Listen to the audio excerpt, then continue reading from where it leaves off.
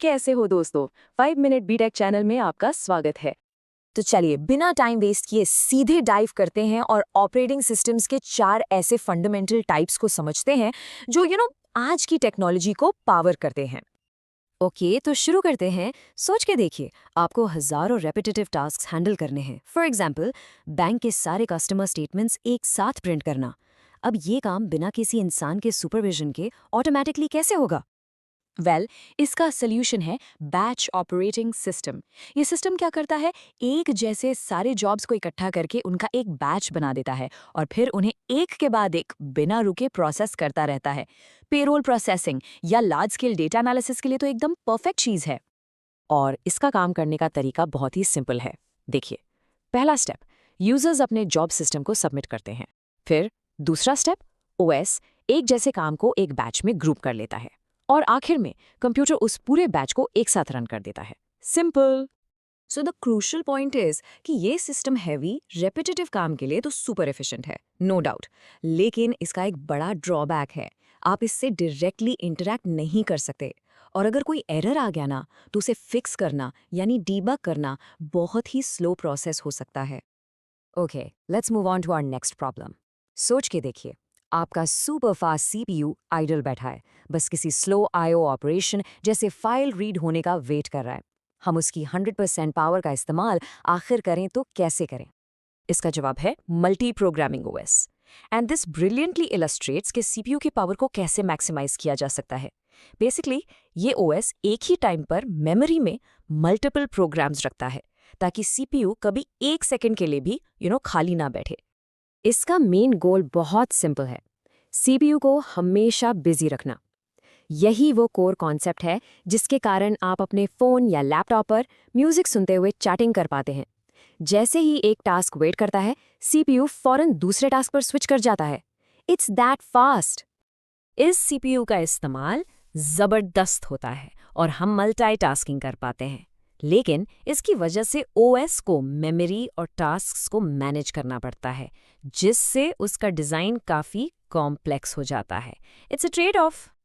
Okay, next challenge. अन systems का क्या, जहां टाइमिंग ही सब कुछ है, जहां 1 मिलीसेकंड की देरी भी एक बड़े हादसे का कारण बन सकती है। ऐसी क्रिटिकल सिचुएशंस के लिए बना है रियल टाइम ऑपरेटिंग सिस्टम यानी आरटीओस। इसका एक ही मकसद है, हर काम को उसकी डेडलाइन के अंदर गारंटी के साथ पूरा करना। यहाँ deadlines are absolutely non negotiable. Now what's really interesting here is के आरटीओएस दो तरह के होते हैं। एक है हार्ड आरटीओएस, जहां डेडलाइन मिस होना मतलब कैटास्ट्रॉफिक फेलियर, जैसे कार एयरबैग्स या मेडिकल पेसमेकर्स में। और दूसरा है सॉफ्ट आरटीओएस, जो थोड़ा फ्लेक्सिबल होता है, जैसे लाइव वीडियो स्ट्रीमिंग या ऑनलाइन गेमिंग में, जहां हल्की सी बफरिंग चल जाती है। आरटीओएस आपको कमाल की रिलायबिलिटी और प्रिडिक्टेबिलिटी देता है, और इसीलिए इसे मिशन क्रिटिकल सिस्टम्स जैसे रोबोटिक्स और एरोस्पेस में यूज किया जाता है। लेकिन इस प्रिसिजन की कीमत भी ज्यादा होती है। इसका हार्डवेयर महंगा होता है और डिजाइन बहुत ही स्ट्रिक्ट होता है। और अब हमारी आखिरी प्रॉब्लम, अगर कोई काम इतना बड़ा या इम्पोर्टेंट है कि एक सिंगल कंप्यूटर उसे हैंडल ही नहीं कर सकता, तो आप बहुत सारे कंप्यूटर्स की पावर को एक साथ कैसे जोड़ेंगे? यहाँ काम आता है डिस्ट्रीब्यूटेड ओएस। ये सिस्टम अलग अलग इंडिपेंडेंट कंप्यूटर्स को आपस में इस तरह जोड़ता है कि यूजर को वो सब एक सिंगल पावरफुल सुपर कंप्यूटर की तरह नजर आते हैं। Cool, right? तो ये सिस्टम एक पूरे नेटवर्क पर फैले रिसोर्सेज, सीपीयू, मेमोरी, फाइल्स सबको मैनेज करता है। इससे आपको इनक्रेडिबल स्केलेबिलिटी और फॉल्ट टॉलरेंस मिलती है। यानी अगर नेटवर्क की एक मशीन फेल भी हो जाए तो सिस्टम चलता रहता है। यही तो गूगल और अमेजॉन जैसे क्लाउड प्लेटफॉर्म्स का जादू है। इसका सबसे बड़ा फायदा है लिमिटलेस पावर और हाई रिलायबिलिटी। लेकिन द कैच इज, ये पूरी तरह नेटवर्क पर डिपेंडेंट होता है और इसको डिजाइन करना और मेंटेन करना बेहद कॉम्प्लेक्स काम है। तो चलिए सब कुछ रैप अप करते हैं। इन चारों सिस्टम्स को साइड बाय साइड जल्दी से कंपेयर करके देखते हैं कि कौन सा ओएस आखिर किस काम के लिए बेस्ट है। देखिए, ये टेबल एक परफेक्ट चीट शीट है। साफ साफ दिख रहा है।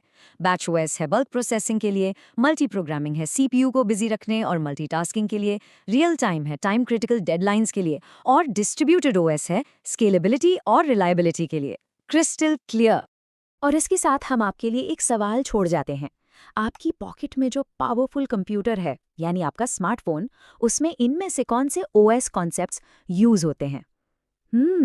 सोचिए और अपना जवाब हमें कमेंट्स में ज़रूर बताइए। अगर आपको वीडियो पसंद आए तो वीडियो को लाइक और चैनल को सब्सक्राइब करना ना भूलें। मिलते हैं अगले वीडियो में।